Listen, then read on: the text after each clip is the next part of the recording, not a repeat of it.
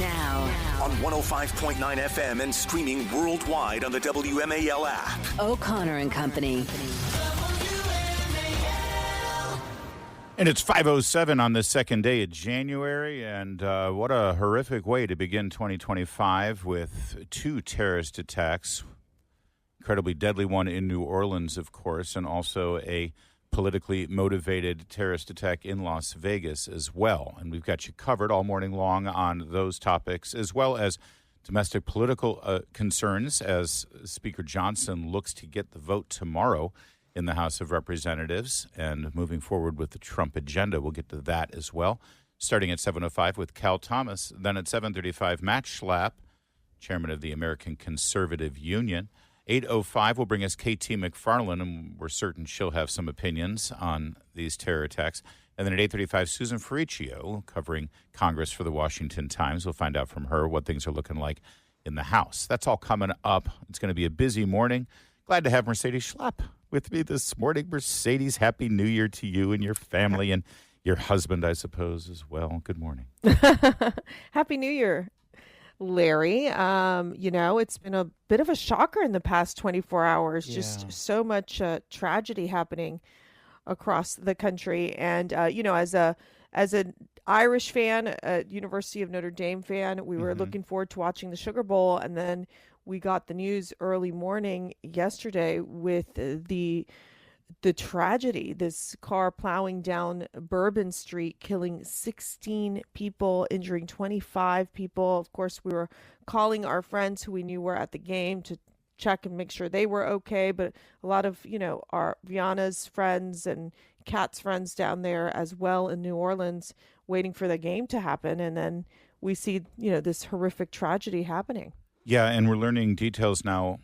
First, we'll focus on New Orleans. We've got some information about the Las Vegas terror attack, too. That was a Cybertruck, a Tesla Cybertruck filled with explosives detonated in front of the Trump International Hotel in Las Vegas. Obviously, political motivation behind that attack. We've got details on that one coming up in a little bit.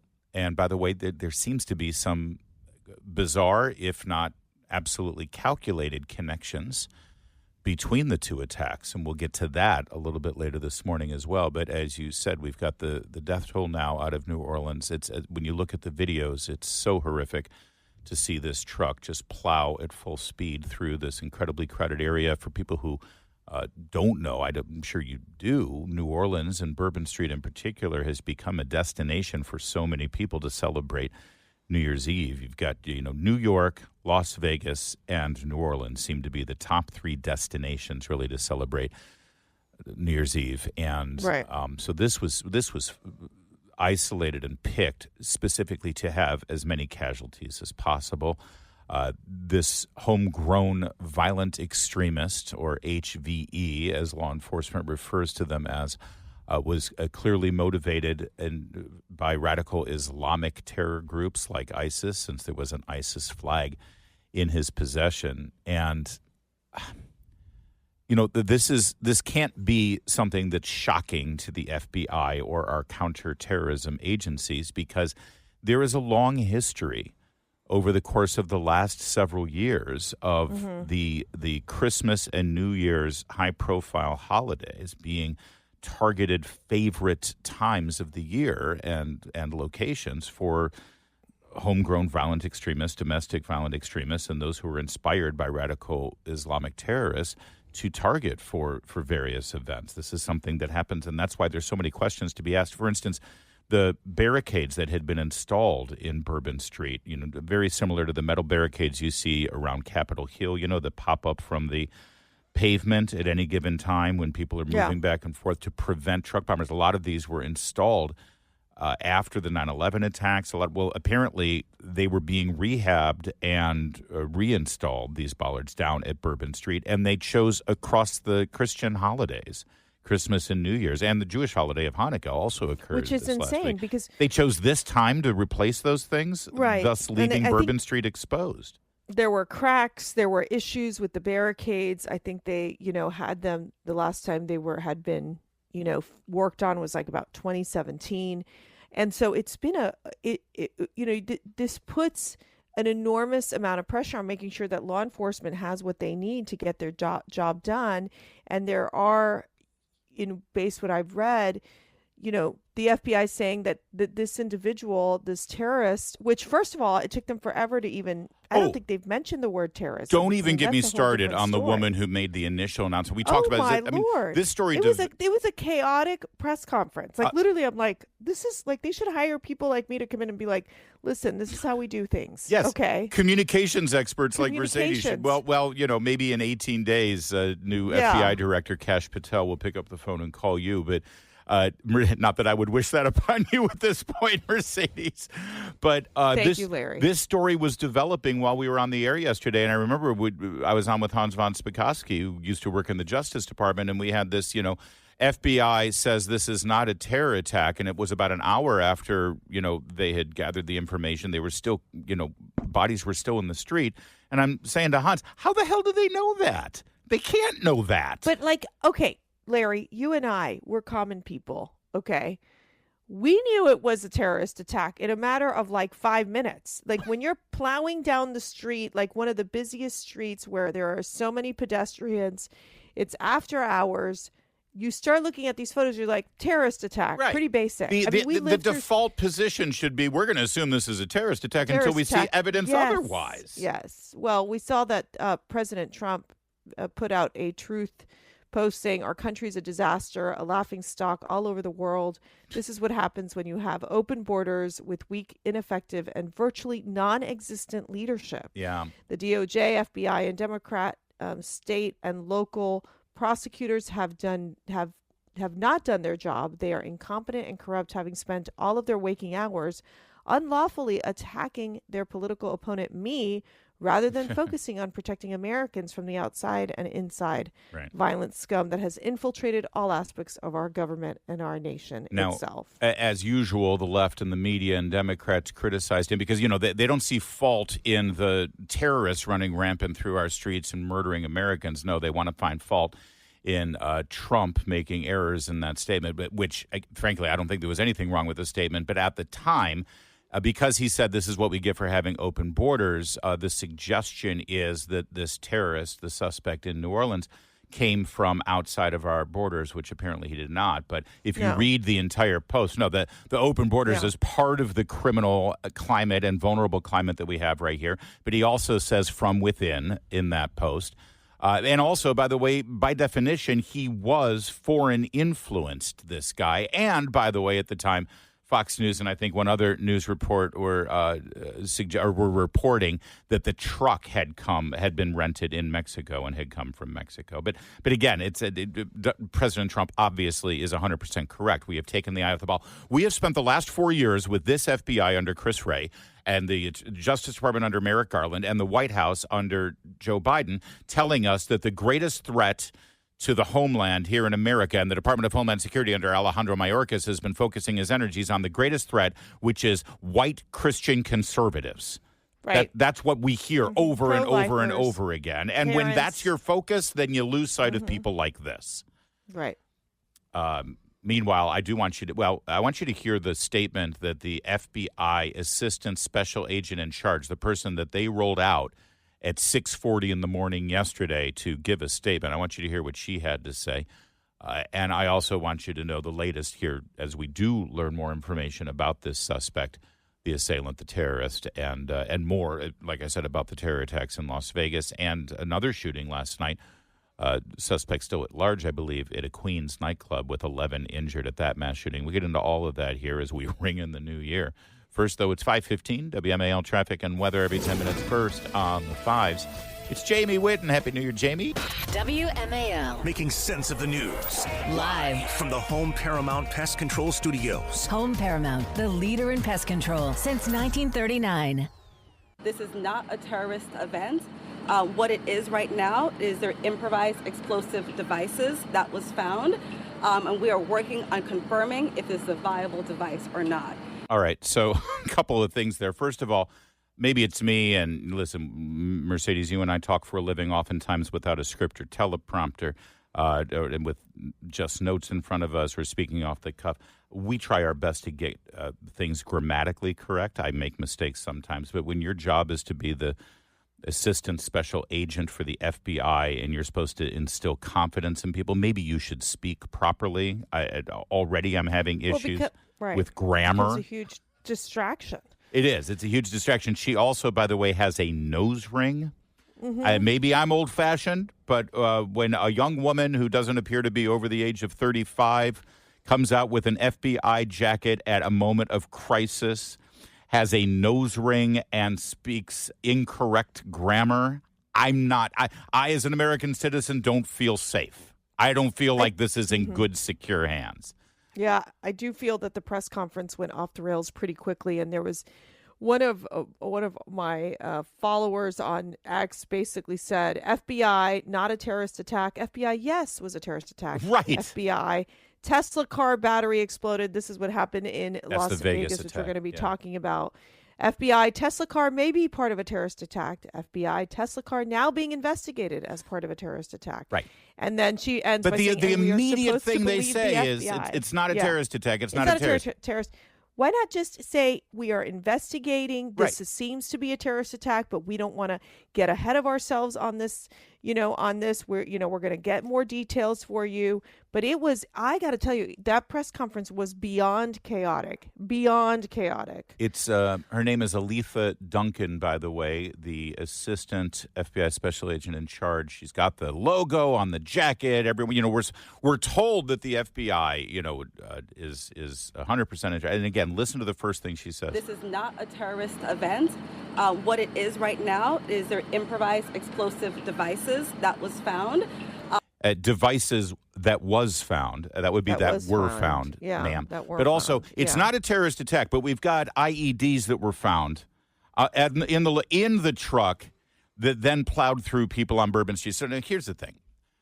You see something like this, the only grace I'm willing to give law enforcement initially at the beginning of this, if they're thinking, oh, it's not a terror attack, we don't know that it's a terror attack, is theoretically, it's New Orleans, it's Bourbon Street, it's New Year's Eve. Theoretically, this could be a super intoxicated person who made a wrong turn and tragedy ensued.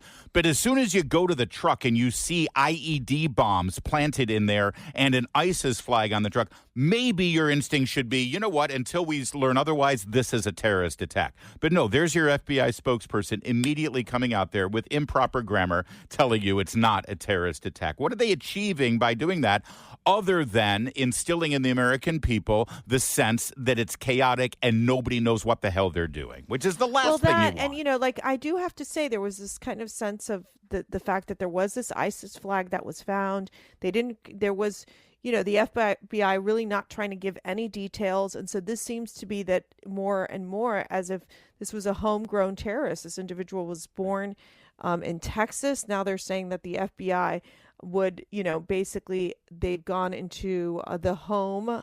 They've gone to the area where apparently they've taken another man into custody in Houston, Texas, in connection with this terrorist attack in New Orleans.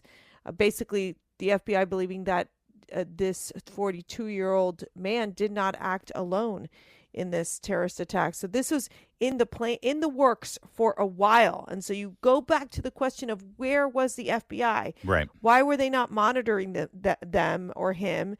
And if so, this is the thing. If they know that they come into this information where they're like, yeah, he was posting things on X or posting things on social media and not trying to do something preventive. This is a big problem for the FBI because they have been targeting the wrong people for quite some time. Yeah, they've been tracking down Grandma who walked through the open door of the Capitol on January 6th 4 years ago, and they're constantly bragging about all of the resources and individuals they put to track down over 1,000 people who were on the grounds of the Capitol on January 6th. And everybody said, well, we can do both. Oh, yeah, you can do both, but you haven't done both. You haven't done both. You celebrated going after people on January 6th, and yet you let Shamsud Din Jabbar slip through your fingers. And listen, we're still learning about Shamsud Din Jabbar, the man who had an ISIS flag in his pickup truck, and we don't want to jump to conclusions. For all we know, Shamsud Din Jabbar, with the ISIS flag in his truck, was really he had just left a Latin Catholic mass, Mercedes, or maybe he was heading to a school board meeting and he's just a disgruntled parent about transgender ideology. Because, that's the biggest threat the FBI has been focusing on. A little bit more on this New Orleans terror attack, what we're learning. And, oh, by the way, you mentioned the FBI going down to visit the home of this guy. The New York Post reporter got to the man's home hours before the FBI ever showed up. Wow. We'll tell you those details coming up in a moment as well. It's 5:23. The FBI also reported to me that mere hours before the attack, he posted videos on social media indicating that he was inspired by ISIS, expressing a desire to kill. The ISIS flag was found in his vehicle, which he rented to conduct this attack. Joe Biden slurring his way through remarks there at Camp David, where he's on vacation again from his Virgin Islands vacation. We got a lot to say about how we don't have a commander-in-chief right now or a president taking charge of the situation. Again, no level of confidence that the American people should be feeling right now with those who are supposed to be in charge. But you heard that. He was inspired by ISIS. He posted videos on social media expressing a desire to kill. He rented the truck with an ISIS flag. All that slipped through the fingers of the FBI, Mercedes. It's, again, I don't know what's worse when you find out that these guys, he was on our radar, but we didn't do anything to stop him, or when he's not on your radar at all, and you should be watching a guy like this. Again, going to the fact that the FBI at first saying this was an incident to waiting for a very long time to say that it was actually now a terrorist attack. Mm-hmm. And it just raises a lot of questions as to the FBI losing its focus, losing its main purpose. I remember working for President George W. Bush back when 9/11 happened, and there was a complete shift into the focus being the war on terrorism, taking down ISIS, demolishing ISIS, and then you had President Trump who successfully demolished ISIS. And then all of a sudden you're seeing these what looks like to be ISIS inspired terrorist attacks. What does that show? It shows that Joe Biden, it was never a priority. He got lucky that there weren't terrorist attacks on his watch during the first 4 years. And now look at this, 19 days before Donald Trump goes back to Washington, and we're seeing these multiple terrorist attacks happening on our soil. Very problematic. I mean, we haven't even talked about the Las Vegas one. No, yet. we will in a moment, the Las Vegas one, because there are indications that maybe these were coordinated. There do seem to be some commonalities between the two suspects. We'll explain that in a moment. Also, as I mentioned, Jenny Terror, reporter for the New York Post, making it to the home in New Orleans of the terrorist in that town before the FBI, hours before the FBI showed up. We'll give you all those details in a moment. It's 5:30. WMAL-FM, Woodbridge, Washington, a Cumulus media station. Making sense of the news. News Talk 105.9. News now. On 105.9 FM and streaming worldwide on the WMAL app. O'Connor and Company. 5:37. It's O'Connor and Company on this Thursday morning, and Mercedes Schlapp is here to help ring in the new year. How long are you able to say Happy New Year? Like, I say Happy New Year to people all through January. I mean, like maybe well, right I'm still saying we still say Christmas. Merry Christmas through Epiphany. So I know. I'm totally still in the Christmas season and in the New Year's season. I love it. I just try to celebrate as much as I can because there's so many joys and blessings in this world. How about this? How about we say... And you're one of them, Larry. Oh, you are look one of at them in our lives, you. for sure. You know, some people might even believe you. So I'm Totally. thinking we say Happy New Year right up until Inauguration Day, and then we say Happy New Country.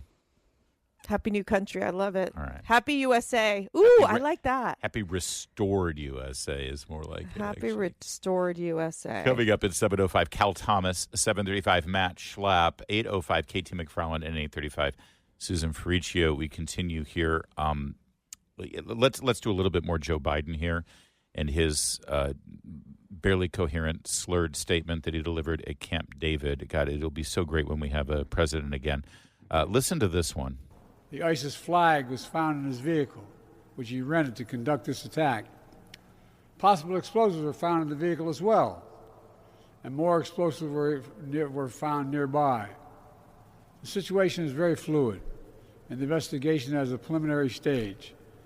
And the fact is that right now, excuse me, there you go. The law enforcement and intelligence community are continuing to look for any connections, associations, or co-conspirators. We have nothing additional to report at this time. The investigation is continuing to be active, and no one should jump to conclusions. So let's unpack this, shall we? First of all, Wait. He gets lost in the middle of it, had to look at his notes. There you go. It's like, just he can't even do this right. So pathetic. But so horrible. Secondly, he posted videos saying that he was inspired by ISIS and he wanted to kill as many people as possible. An ISIS flag was found in the truck that he had rented, and there were exploding devices, IEDs, found in the truck as well as in other locations. By the way, those locations were in the close proximity of Catholic churches down in New Orleans. And then he says, no one should jump to any conclusions.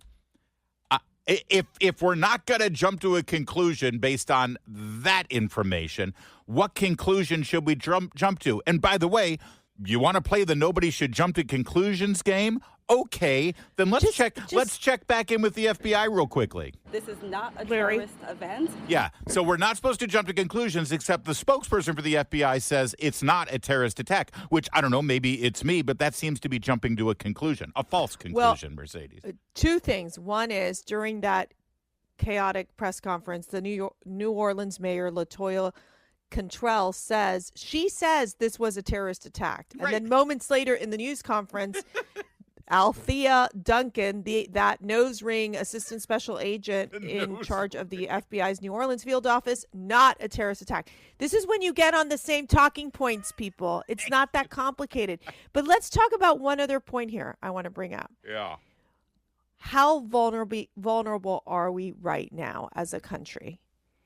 The mere fact that you saw our leader, Joe Biden, our president, who's still in office for about 19 days, and it feels like it's going to be the longest 19, 18 days of my life. The mere fact is he is in no condition to deal with any terrorist attacks that happen here in the United States. Nope. End of story. Our vulnerability is so great right now. And we know for a fact that this, with the open borders, with what we've seen with now we're seeing these homegrown terrorists. These were sleeper cells that you look at former CIA agents, former FBI agents talking about this, saying, see, I told you so. This was coming to our country and we have been asleep at the wheel. Yep. We've been asleep at this wheel, but we've been, wide awake and loaded up on Ritalin and caffeine at another wheel, a wheel that utilized the tools of law enforcement and the weapons of the FBI to demonize Americans with differing political and cultural positions than those in charge in the White House and the Justice Department. I want to keep emphasizing this because when you spend all of your rhetoric and energy and focus on conservative Republicans who support Donald Trump, on Donald Trump himself, by the way, I mean, how much money and how many resources at the Justice Department and other law enforcement agencies were spent trying to prosecute Donald Trump, the man who just won the presidential election. Then you go after people who attend Latin Mass as devout Catholics. You use the FACE Act to prosecute and persecute 80-year-old women who were praying the rosary in front of a Planned Parenthood. When you're doing that, it means you're not doing something else, and you're not going after people like this. And now let's get to the Las Vegas attack. In Las Vegas, there were stunning images of a Tesla, very distinctive Tesla Cybertruck, ablaze in front of the Trump International Hotel. Now, just in terms of imagery and symbolism, make no mistake, it was very deliberate. That was a political statement against Trump, of course, and Elon Musk. There's a reason why they chose a Tesla, that distinctive-looking Cybertruck for this.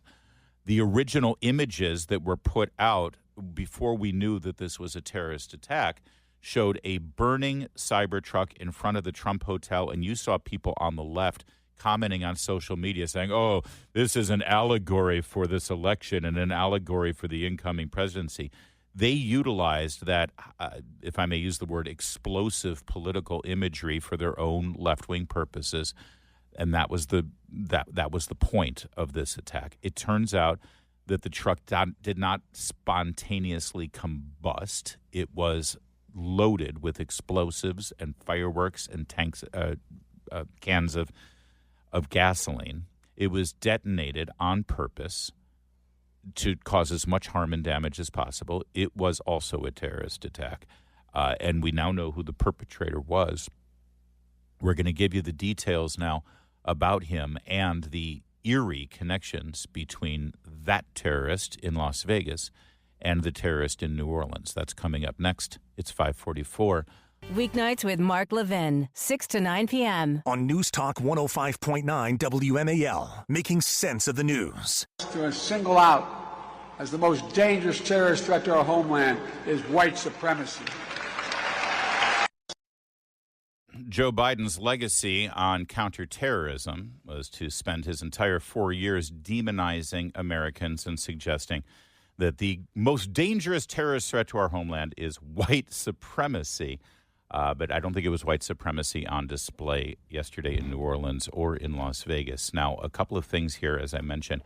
Shamsuddin Jabbar, who, as far as we know, was merely attending Latin Mass before he killed all of those people in New Orleans. He rented his truck utilizing the same rental app as the suspect in Las Vegas. Mm-hmm. Now, and by the way, it's the app. I don't want to name the app because I don't want to give attention to these things, but it's not like an Avis or a Hertz. This is kind of an obscure app used to rent vehicles. So that's an extraordinary coincidence, or maybe it's not a coincidence. But then there's this. They've identified the suspect in Las Vegas, Mercedes, and this is extraordinary. Like the New Orleans terrorist, the Las Vegas terrorist also served in the United States Army. His name is Livelsberger, Matthew Livelsberger, 37 years old. The Cybertruck that he rented, like I said, was from the same app as the New Orleans terrorist.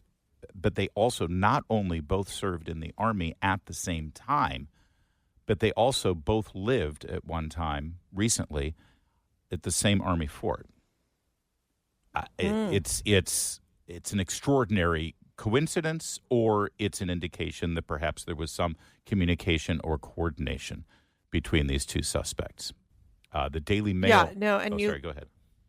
Sorry, I think the one in Las Vegas, what's interesting about that one is, there weren't really any people around there. He kind of just left the Cybertruck, the Tesla Cybertruck, right outside the lobby of the Trump International Hotel, and interestingly enough, the way the Cybertruck is built, it implodes inside. So there was no massive explosion that occurred other than basically burning, up the vehicle, which is just fascinating. So then you had the Las Vegas law enforcement talking to Elon Musk, who explained how the Cybertruck works and what happens when there's an explosion with the Cybertruck.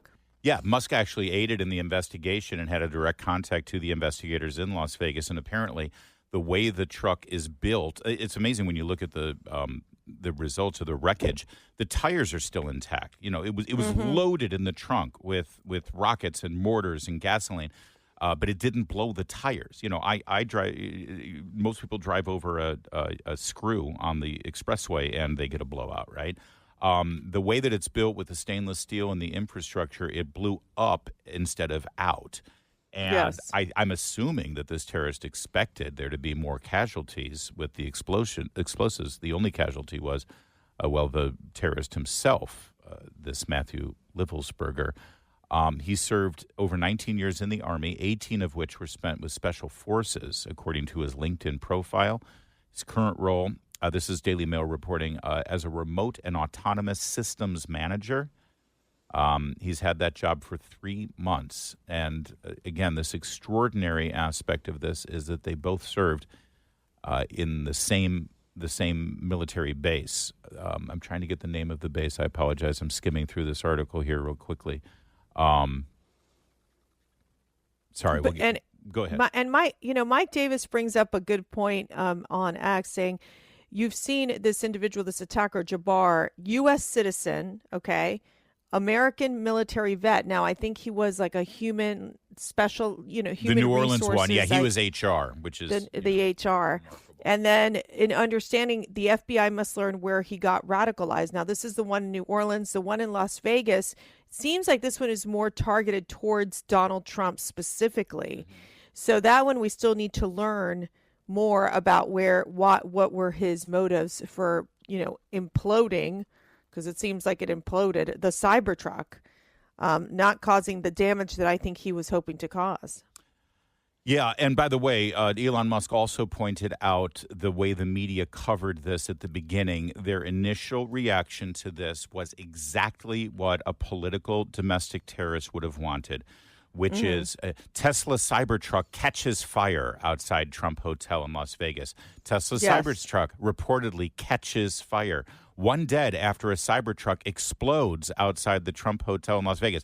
All of it seeming like, that Cybertruck, that Tesla, that Elon Musk vehicle, it's dangerous. It's a death trap. They'll catch fire on you. And look, it's in front of the Trump Hotel. Get it, everybody? Get the metaphor? No, this was deliberate. This was set up. It's everything you saw in the initial reporting bought into the propaganda that this terrorist wanted, and it's typical. It's typical of what you expect, and good for Musk for pointing that out in the middle of this thing. The fact is, a Cybertruck is an incredibly safe vehicle. It's actually built thicker than normal trucks. It's actually was able to withstand this blast. If anything, this attempted terrorist attack here in Las Vegas using a Cybertruck, when I may say attempt, they attempted to actually kill and damage. Much of the building is completely intact. And the mitigated damage was because it wasn't a Cybertruck. So it sort of went right. Well, and there is a video that's popped up with the wife, with the Matt Livelsberger, is that how you say it? He's the Las Vegas bomber. Basically, where you're seeing them both, and the wife Sarah is, spewing her hatred towards Donald Trump. So it's like, what gets these people to move forward and commit these crimes? I mean, if it is true that you've got Matt Livelsberger and this New Orleans attacker attached, like if there was coordination, if they come from the same they coming from the same military base, this raises a lot of questions of what some of these coordinated attacks could look like. Now, they were very different because one plowed through the street of Bourbon Street, plow through Bourbon Street, right, tragically killing 16 people, injuring 25 people in New Orleans. In Las Vegas, it was a very different ballgame, how this appeared. But you're right that the terrorist there, his wife is a Democrat activist, it appears. Also, it was Fort Bragg that they both served at simultaneously, and that will certainly be investigated. The problem is we don't have a whole lot of confidence in the people who are in charge of the investigations. Could we just fast-track Kash Patel right now so that we can have some confidence in how it's being investigated and, most importantly, what they tell us as a result of that investigation? It's 5:54.